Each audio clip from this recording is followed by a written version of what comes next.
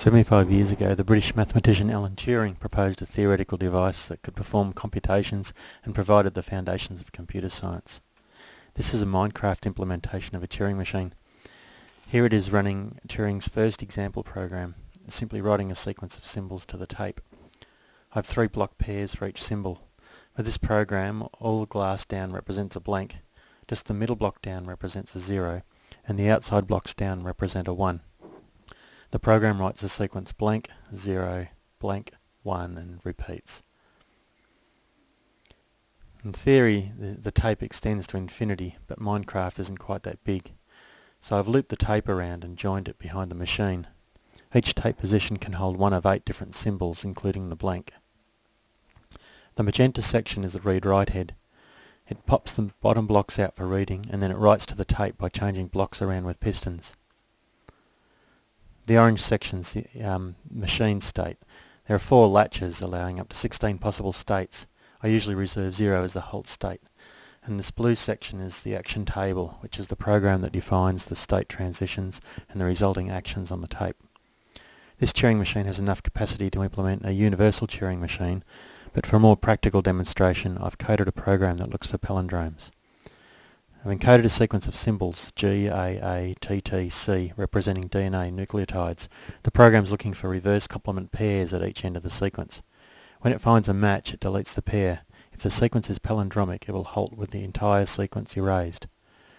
Guanine is represented by just the white wool block down, adenine by the white wool and dark grey wool down, thymine by the white wool and light grey wool down, and cytosine by all wool blocks down.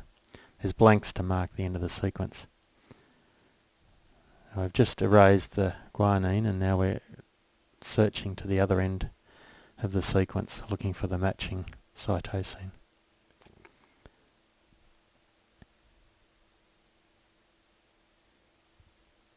And it's reached the end of the sequence, so it goes back,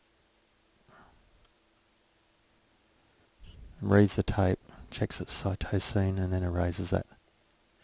Now it'll go back to the beginning of the sequence to look for the next pair of matches.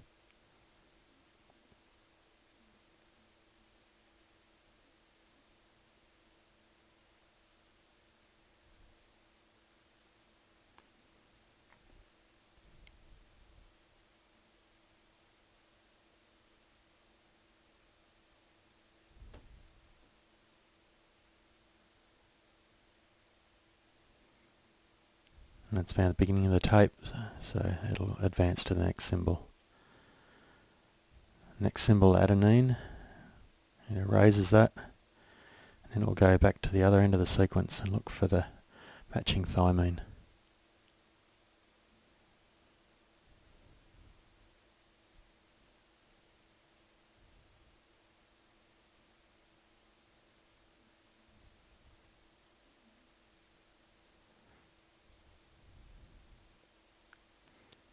The end of the sequence again.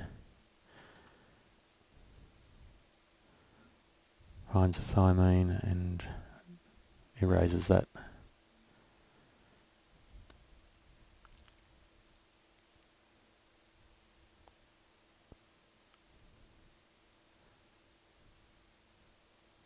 Goes back to the beginning of the sequence. Sees the blank.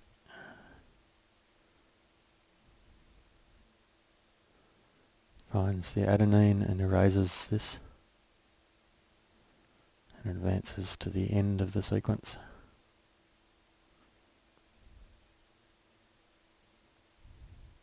Finds the blank, which tells it it's got to the end of the sequence. Now it checks for a matching thymine, finds it, so it erases it. Goes back to the beginning of the sequence again. The sequence is empty now, of course. Sees that it's empty, sees the beginning of the sequence, checks the symbol, it's empty, so then it halts.